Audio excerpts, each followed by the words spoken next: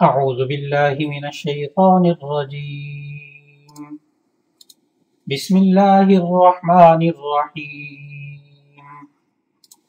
قال الملأ الذين استكبروا من قومه لنخرجنك يا شعيب والذين آمنوا معك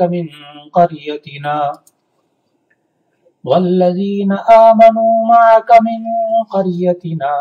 أو لتعودن في ملتنا قال أولو كنا كارهين صدق الله العظيم۔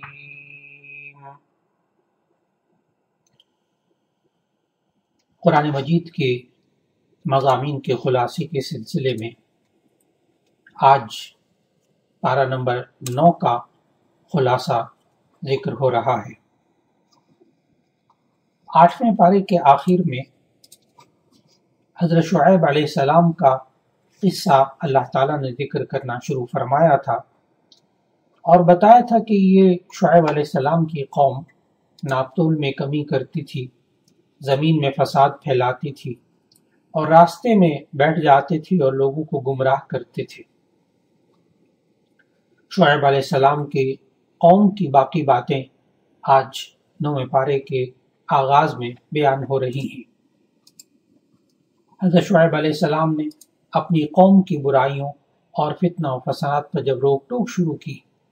تو ان کے سرداروں نے دھمکی دی اور یوں کہا، اے شعیب، ہم تمہیں اور جو لوگ تمہارے ساتھ ایمان لائے ہیں ان کو اپنی بستی سے نکال دیں گے، اور یا دوسری صورت یہ ہے کہ تم بھی ہمارے دین میں شامل ہو جاؤ۔ حضرت شعیب علیہ السلام نے جواب دیا کہ ایسا نہیں ہو سکتا، باقی تم نے جو کچھ کرنا ہے کر لو، ہم اللہ پر توکل اور بھروسہ رکھتے ہیں اور وہی فتح دینے والا ہے۔ ان مختلف انبیاء کرام کے قصے بیان کرنے کے بعد اللہ تعالیٰ نے تمام جتنے بھی قوموں نے انبیاء علیہ السلام کو جھٹلایا ان کے بارے میں اپنا دستور یہ بتایا۔ ان آیات میں اللہ تعالیٰ نے ہمیں سمجھایا کہ ہم انہیں ہر طرح سے سمجھانے کی کوشش کرتے ہیں، کبھی کبھی تنگی اور تکلیف میں بھی مبتلا کر لیتے ہیں کہ شاید وہ اللہ کی طرف رجوع کر لیں، لیکن جب یہ قومیں نرمی یا سختی کسی بھی طریقے سے نہیں سمجھتے تو ہم انہیں اچانک اپنے عذاب میں گرفت میں لے لیتے ہیں اور انہیں پتہ بھی نہیں چلتا۔ پھر ان آیات میں ان قصوں کے آخر میں نبی صلی اللہ علیہ وسلم کو تسلی دی گئی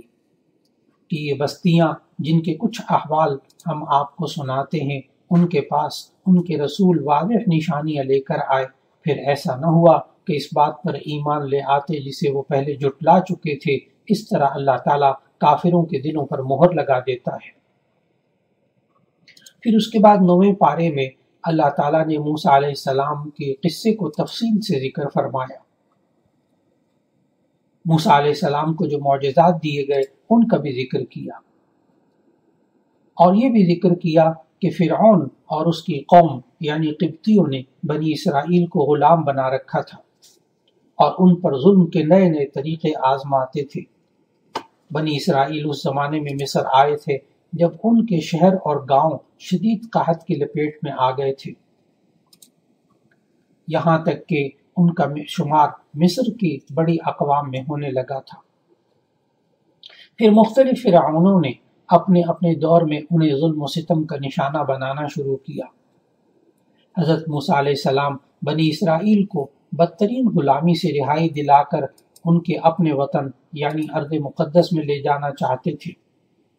اسی لیے حضرت موسیٰ علیہ السلام نے فرعون سے مطالبہ کیا تھا کہ بنی اسرائیل کو میرے ساتھ بھیج دو۔ جب حضرت موسیٰ علیہ السلام نے فرعون کے سامنے یہ دعویٰ کیا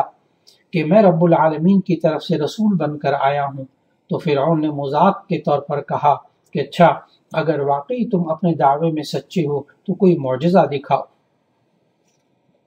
ان آیات میں اللہ تعالیٰ نے بتایا کہ موسیٰ علیہ السلام نے اللہ تعالیٰ کے حکم سے 2 معجزات ان کے سامنے رکھے۔ فرعون اور آل فرعون نے دیکھا کہ موسیٰ علیہ السلام نے اپنی لاٹھی زمین پر ڈال دی، جو دیکھتے دیکھتے ایک خوفناک اژدہے کی صورت اختیار کر گئی۔ پھر اس کے بعد کی آیات میں موجود ہے کہ حضرت موسیٰ علیہ السلام نے اپنا ہاتھ باہر نکالا تو اس سے ایسا نور نکلا جس سے ارض و سما کے درمیان روشنی ہو گئی، جسے ید بیضاء کا معجزہ کہتے ہیں۔ یہ دو معجزے سامنے آنے کے بعد فرعون کو یہ خطرہ لاحق ہو گیا تھا کہ کہیں لوگ حضرت موسیٰ علیہ السلام پر ایمان نہ لائیں، اس لیے آیات میں بتایا گیا کہ اس نے اپنے مشیران خاص سے کہا کہ یہ موسیٰ تو ایک جادوگر ہے جو تمہارے اس ملک پر قبضہ جمانا چاہتا ہے، لہذا تم مجھے مشورہ دو کہ کیا کرنا چاہیے۔ اللہ تعالیٰ نے آیات میں بتایا کہ ان لوگوں نے کہا کہ ہمارے ملک میں بڑے بڑے ماہر جادوگر ہیں، ان سب کو جمع کر لیا جائے تاکہ وہ ایک مجمع عام کے سامنے موسیٰ علیہ السلام کو شکست دے دیں۔ چنانچہ یہی کیا گیا۔ آیات میں بتایا اللہ تعالیٰ نے کہ ایک مخصوص میدان اور معین دن میں مصر کے ہزاروں لوگ جمع ہو گئے۔ ان جادوگروں کے جواب میں حضرت موسیٰ علیہ السلام نے اپنا معجزہ دکھایا تو سارے جتنے بھی جادوگر تھے بے اختیار سجدے میں گر گئے۔ اور ان آیات میں اللہ تعالیٰ نے اس واقعے کی تفصیلات بتاتے ہوئے بتایا کہ جادوگروں نے موسیٰ علیہ السلام کے سامنے اپنی رسیوں کو ڈال دیا، وہ رسیاں سانپ بن گئے، اور پھر اس کے بعد جب حضرت موسیٰ علیہ السلام نے اپنی لاٹھی ڈالی وہ سانپ بن گئی، اور اس اژدہے نے باقی تمام رسیوں کے جو سانپ بنے ہوئے تھے ان کو نگل لیا، تو سارے کے سارے جتنے جادوگر تھے وہ سجدے میں گر گئے۔ جب وہ سجدے میں گر گئے، یہاں ذہن میں رکھنا چاہیے کہ اللہ تعالیٰ نے بتایا کہ ان سب جادوگروں نے ایمان قبول کیا۔ ان کے ایمان قبول کرنے پر فرعون کو بہت غصہ آیا، اس نے دھمکیاں دی، اور ان دھمکیوں کا ذکر بھی اللہ نے ان آیات میں کیا کہ اس نے کہا کہ میں تمہیں ان کھجور کے درختوں میں پھانسی دے دوں گا، اور پھر تمہیں معلوم ہوگا کہ کون زیادہ عذاب دینے والا ہے۔ لیکن اس کے باوجود فرعون کے تمام جادوگر انہوں نے اتنا پختہ ایمان قبول کیا تھا کہ وہ فرعون کی دھمکیوں کے سامنے بالکل مرعوب نہیں ہوئے۔ پھر اگلی آیات میں فرعون اور اس کی قوم کی جانب سے حضرت موسیٰ علیہ السلام کی دعوت کے جواب میں مسلسل تکبر، سرکشی اور جب ظلم و ستم اور اس کا سلسلہ جاری رہا تو اللہ تعالیٰ نے بھی پھر اس بنی اسرائیل فرعون آل فرعون کو یکے بعد دیگرے مختلف عذابوں اور آزمائشوں میں مبتلا کیا۔ آیات میں اللہ تعالیٰ نے بتایا کہ پہلا عذاب تو یہ تھا کہ اللہ نے ایسا طوفان بھیجا جس سے ان کی کھیتیاں تباہ ہو گئیں۔ فرعون اور اس کی قوم پر اللہ کے مسلسل عذابوں میں سے دوسرا عذاب یہ آیا کہ اللہ تعالیٰ نے ٹڈیوں کے دل بھیجے جو درختوں کے پتے تک کھا گئے۔ تیسرا عذاب فرعون اور اس کی قوم پر اللہ نے یہ نازل کیا کہ اس قدر چچڑیاں پیدا ہو گئی کہ انہوں نے جمع شدہ غلے کو ناقابل استعمال کر دیا۔ چوتھا عذاب اللہ تعالیٰ نے مینڈک اتنے زیادہ کر دیے کہ ان کی زندگی کو اجیرن کر دیا۔ پانچواں عذاب فرعون اور اس کی قوم پر اللہ تعالیٰ نے یہ کیا کہ ان کی نہروں، کنووں اور مٹکوں کا پانی جو تھا وہ خون میں تبدیل ہو گیا۔ یہ سب عذاب آتے رہے، لیکن یہ قوم بڑی عجیب و غریب کہ جب کوئی عذاب آتا تو موسیٰ علیہ السلام کے سامنے آہوزاری کرتے، عہد و اقرار کرتے کہ اگر اللہ نے اس عذاب سے نجات دے دی تو ہم ایمان لے آئیں گے، لیکن جب عذاب ٹل جاتا تو پھر وہی کچھ کچھ کرنے لگتے جو پہلے کر رہے ہوتے تھے۔ پھر یوں ہوا کہ اللہ تعالیٰ نے بنی اسرائیل کو فرعونیوں کے عذاب سے نجات دے دی، اور حضرت موسیٰ علیہ السلام اور انہیں بنی اسرائیل کو لے کر رات کی تاریکی میں مصر سے لے کر نکل گئے۔ پھر اس کے بعد آزادی نصیب ہوئی تو دستور زندگی کی ضرورت محسوس ہوئی کہ اب ہم نے زندگی کیسے گزارنی ہے، تو اللہ تعالیٰ نے اپنے نبی حضرت موسیٰ علیہ السلام کو کوہ طور پر بلایا۔ وہاں آپ نے 40 روزے رکھے، پھر آپ کو باری تعالیٰ کی طرف سے ہم کلامی کا شرف بھی حاصل ہوا، اور دستور زندگی کے طور پر اللہ تعالیٰ نے تورات عطا فرمائی۔ حضرت موسیٰ علیہ السلام کوہ طور پر گئے تو پیچھے موسیٰ علیہ السلام کی غیر موجودگی میں ایک جادوگر سامری کے بہلانے پھسلانے پر بنی اسرائیل نے بچڑے کی عبادت شروع کر دی کہ اس نے اس قوم کے سونے چاندی کو جمع کیا، اس کو پگھالا اور پگھالنے کے بعد ایک بچڑا بنایا، اور پھر اس قوم نے اس بچڑے کی عبادت شروع کر دی۔ حضرت موسیٰ علیہ السلام واپس تشریف لائے تو ان کو مشرکانہ عادتوں سے بہت دکھ ہوا اور انہوں نے منع کیا، لیکن یہ یہود کی قوم، یہ اسرائیلی قوم، یہ بڑی عجیب و غریب تھی۔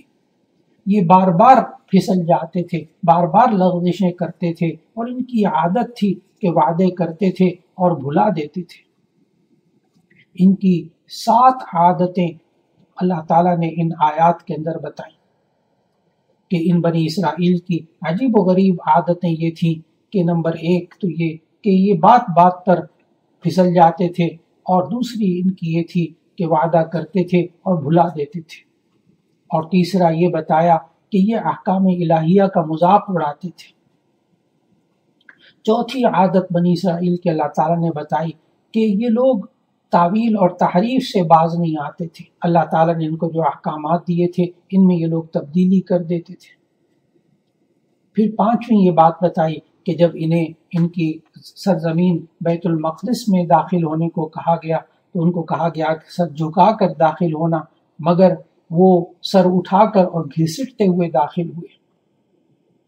یعنی اللہ تعالیٰ نے سجدہ کرتے ہوئے کہا تھا کہ تم داخل ہو جاؤ سجدہ کرتے ہوئے، لیکن جب وہ بیت المقدس کی اس داخلے کے دروازے تک پہنچے تو وہ دروازہ چھوٹا تھا۔ انہوں نے کہا اچھا ہمیں اس لیے حکم دیا تھا سر جھکا کر داخل ہونا، لیکن انہوں نے سر نہیں جھکایا، اپنے اوپر کے بدن کو نیچے کر کے اپنے اوپر کے بدن کو سیدھا رکھا اور نچلے حصے کو سمیٹ کر یہ داخل ہوئے گھسٹتے ہوئے۔ اور چھٹی بات یہ کہ اسی طرح انہوں نے ہفتے کے دن نبی صلی اللہ علیہ وسلم کے ذریعے اللہ تعالیٰ نے ہمیں یہ حالات بتائے کہ ان آیات میں بتایا گیا کہ ہفتے کے دن اللہ کی عبادت کے سوا کچھ نہ کرو، مگر وہ حیلے بہانے سے مچھلی کا شکار کرتے تھے۔ 7ویں بات اللہ تعالیٰ نے ان آیات میں یہ بتائی کہ اللہ تعالیٰ نے ان کے سروں پر کوہ طور اٹھا کر تورات پر عمل کا وعدہ لیا تھا، مگر وہ پھر اپنے وعدے کو نبھانے میں ناکام رہے اور وعدہ خلافی کرتے رہے۔ یہ تمام واقعات سورہ اعراف میں موجود، اور پھر اللہ تعالیٰ نے ہمیں سمجھایا کہ انسانوں کو اپنی زندگی کے اندر رہتے ہوئے کبھی بھی بنی اسرائیل کی طرح عادتیں اپنی اندر نہیں لانی چاہیے، کہ ان کی بری عادتوں کی وجہ سے ہی یہ سارے کے سارے مسائل ان کی زندگی میں آتے رہے۔ پھر اس کے بعد کی آیات میں اللہ تعالیٰ نے بتایا کہ یہ کفار جو ہیں یہ چوپایوں اور جانوروں کی طرح ہیں، کیونکہ یہ لوگ اپنے دل و دماغ، آنکھوں اور کانوں سے فائدہ نہیں اٹھاتے، جس کا نتیجہ نکلتا ہے کہ وہ ایمان سے محروم رہتے ہیں۔ اور یہ بتایا کہ یہ جو کفار ہیں یہ عقل اور دماغ کو دین کے لیے استعمال نہیں کرتے۔ پھر ساتھ یہ بھی بتایا کہ یہ آیات الہیہ سنتے تو ہیں لیکن بہرے بن جاتے ہیں، گویا کہ انہوں نے سنا ہی نہیں۔ اور تیسری بات یہ بتائی کہ ان لوگوں کو سب کچھ نظر آتا ہے کہ حق بات کیا ہے، لیکن اس کے باوجود یہ اندھے بن جاتے ہیں اور نہ بصارت سے کام لیتے ہیں نہ بصیرت سے کام لیتے ہیں۔ پھر اللہ تعالیٰ نے ان آیات میں یہ بتایا کہ اللہ تعالیٰ نے کفار کو اس دنیا میں مہلت دی، یہاں تک کہ ایک وقت ایسا آتا ہے کہ اللہ انہیں اچانک پکڑ لیتا ہے۔ مہلت کے وقفے سے بسا اوقات انسان دھوکا کھا جاتا ہے اور گناہوں پر اور زیادہ جرأت ہونے لگتی ہے کہ ہم حق پر ہیں تبھی تو ہمیں نعمتیں مل رہی ہیں۔ پھر اگلی آیات میں اللہ تعالیٰ نے بتایا کہ قیامت بہرحال آ کر رہے گی، اور اس کا معین علم کہ کس وقت قیامت نے قائم ہونا ہے یہ کسی کو علم نہیں ہے۔ پھر اللہ تعالیٰ نے نبی صلی اللہ علیہ وسلم کو اس کے بعد والی آیات میں اخلاق کریمانہ اختیار کرنے کا حکم دیا کہ آپ معاف کر دیں اور نیک کام کا حکم کرتے رہیں، اور یہ جاہل لوگ جو ہیں ان سے کنارہ کشی اختیار کریں۔ اسی طرح اللہ تعالیٰ نے سورہ اعراف کی ابتدا میں بھی قرآن حکیم کی عظمت بیان کی، اور سورہ اعراف جب ختم ہو رہی ہے اس 9ویں پارے میں تو وہاں بھی اللہ تعالیٰ نے قرآن حکیم کی تعظیم اور اس کا ادب بیان کیا، اور فرمایا جب قرآن حکیم پڑھا جائے تو اسے توجہ سے سنو اور خاموش رہو تاکہ تم پر رحم کیا جائے۔ سورہ اعراف کے اختتام کے بعد سورہ انفال شروع ہوتی ہے۔ سورہ انفال یہ ترتیب توقیفی کے اعتبار سے 8ویں سورت ہے، یعنی قرآن مجید کی ترتیب سے، اور نازل ہونے کے اعتبار سے یہ سورت نمبر 88 ہے۔ یہ مدنی سورت ہے اور اس کی آیات کل 75 ہیں اور 10 رکوع ہیں۔ اس کا نام سورہ انفال اس لیے رکھا گیا کہ پہلی ہی آیت میں یہ نام آ رہا ہے، یسألونک عن الانفال، یہ لوگ آپ سے انفال کے بارے میں، مال غنیمت کے بارے میں پوچھتے ہیں۔ اصل میں انفال نفل کی جمع ہے، نفل مال غنیمت کو کہتے ہیں۔ اس میں مال غنیمت کے احکام کا ذکر کیا گیا، اس لیے اس کو سورہ انفال کہتے ہیں۔ سورہ انفال کے اندر خاص طور پر جہاد فی سبیل اللہ کا موضوع بہت واضح طور پر موجود ہے۔ یہ سورہ انفال غزوہ بدر کے بعد نازل ہوئی۔ یہ غزوہ بدر اس تاریخ اسلام میں ہونے والے غزوات کی بنیاد اور یہ ابتدائی غزوہ تھا۔ اس غزوے میں اللہ کی نصرت کا دیکھتی آنکھوں سے مشاہدہ کیا گیا اور ایک چھوٹے سے لشکر نے اپنے سے کئی گنا بڑے لشکر کو ذلت سے دوچار کیا۔ سورہ انفال کی ابتدا میں مال غنیمت کا حکم بیان کیا گیا کہ اس کی تقسیم کے بارے میں مسلمانوں میں باہم اختلاف ہو گیا تھا۔ پھر اللہ تعالیٰ نے ان آیات میں بتایا کہ مؤمنین کی صفات کیا ہوتی ہیں۔ مؤمنین کی 5 صفات اس میں بیان کی گئی۔ نمبر 1، ان کے اندر اللہ کی خشیت ہوتی ہے، یہ لوگ اللہ سے ڈرتے ہیں۔ نمبر 2، تلاوت قرآن یہ لوگ کرتے ہیں جس سے ایمان میں اضافہ ہوتا ہے۔ تیسری مومن کی صفت یہ بتائی کہ یہ رحمان پر توکل کرتے ہیں، یعنی اللہ پر بھروسہ کرتے ہیں۔ چوتھی خصوصیت ایمان والوں کی یہ بتائی کہ یہ نمازوں کی حفاظت کرتے ہیں، نماز پابندی سے پڑھتے ہیں، اس کے آداب کے مطابق اسے ادا کرتے ہیں۔ اور 5ویں خوبی ایمان والوں کی ان آیات میں یہ بتائی کہ یہ اللہ کے بندوں کے ساتھ احسان کرتے ہیں، اچھا سلوک کرتے ہیں۔ مومنین کی 5 صفات بیان کرنے کے بعد پھر اللہ تعالیٰ نے غزوہ بدر کی تفصیل بیان کی۔ سورہ انفال کی خصوصیات میں سے ایک اہم خصوصیت مفسرین یہ لکھتے ہیں کہ اس میں اللہ تعالیٰ نے ایمان والوں کو یا ایھا الذین آمنوا کہہ کر 6 بار پکارا ہے، اے ایمان والو۔ سورہ انفال کے اندر وہ 6 جگہیں جہاں یا ایھا الذین آمنوا آ رہا ہے، وہ پہلا تو آیت نمبر 15 میں ہے، جس میں اللہ تعالیٰ نے فرمایا، اے ایمان والو، جب تم میدان جنگ میں کافروں سے ٹکراؤ تو ان سے پیٹھ مت پھیرنا، منہ مت پھیرنا، یعنی ان کا مقابلہ کرنا۔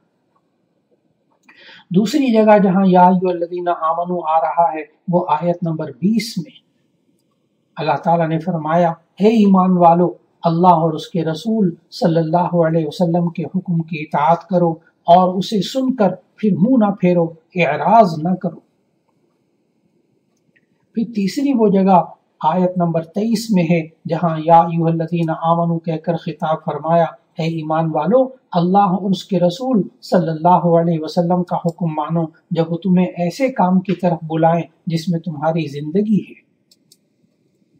پھر وہ چوتھی جگہ جہاں یا ایھا الذین آمنوا فرمایا وہ سورہ انفال کی آیت نمبر 27 ہے۔ فرمایا، اے ایمان والو، اللہ اور اس کے رسول صلی اللہ علیہ وسلم سے خیانت نہ کرو اور آپس کی امانتوں میں بھی جان بوجھ کر خیانت نہ کرو۔ پھر 5ویں جگہ جہاں سورہ انفال میں یا ایھا الذین آمنوا کہہ کر خطاب فرمایا وہ آیت نمبر 29 میں ہے کہ اے ایمان والو، اگر تم اللہ سے ڈرتے رہو گے تو وہ تمہیں فرقان عطا کرے گا، تمہیں گناہ سے دور کر دے گا اور تمہیں بخش دے گا، اور اللہ بڑے فضل والا ہے۔ پھر 6ٹھی جگہ سورہ انفال میں کہ جہاں اللہ نے ایمان والوں کو یا ایھا الذین آمنوا کہہ کر فرمایا، یہ آگے جا کر 10ویں پارے میں آئے گا آیت نمبر 46 میں کہ اے ایمان والو، جب کسی جماعت سے تمہارا مقابلہ ہو تو ثابت قدم رہو اور اللہ کو بہت یاد کرو تاکہ تم کامیاب ہو جاؤ، اور اللہ اور اس کے رسول صلی اللہ علیہ وسلم کے حکم پر چلو اور آپس میں جھگڑا نہ کرنا ورنہ تم بزدل ہو جاؤ گے اور تمہاری ہوا بھی اکھڑ جائے گی، اور صبر سے کام لو، اللہ صبر کرنے والوں کے ساتھ ہے۔ پھر 9ویں پارے میں سورہ انفال کے اندر اللہ تعالیٰ نے مزید احکامات دیے اور فرمایا کہ ایسی جماعت کبھی شکست دوچار نہیں ہو سکتی جو دشمن کے مقابلے میں ثابت قدم رہے۔ دوسرا حکم ان آیات میں سورہ انفال کے اندر دیا کہ وہ جماعت کبھی شکست نہیں کھاتی جو اللہ اور اس کے رسول صلی اللہ علیہ وسلم کے احکامات پر عمل کرنے والی ہو۔ اور تیسری بات یہ بتائی کہ وہ کبھی مسلمان شکست نہیں کھاتے، وہ قوم سب سے مضبوط اور طاقتور قوم بن جاتی ہے جو کہ اپنے نبی کی دعوت پر لبیک کہنے والی ہو، جس میں دلوں کی زندگی اور عزت و سعادت کا راز پوشیدہ ہو۔ اور چوتھی بات یہ بتائی کہ وہ سب سے مضبوط ترین اور طاقتور قوم ہوتی ہے جو نہ دین میں خیانت کرتی ہے نہ دنیاوی حقوق کی ادائیگی میں خیانت کرتی ہے۔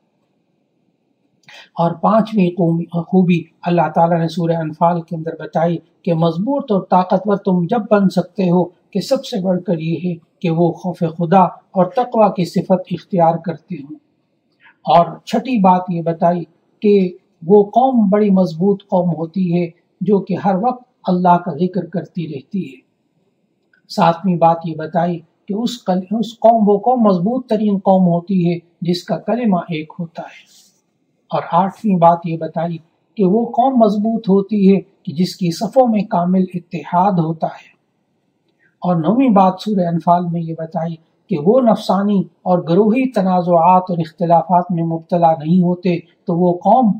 یقیناً مضبوط قوم ہوتی ہے جو کبھی شکست نہیں کھاتی۔ اللہ تعالی ہمیں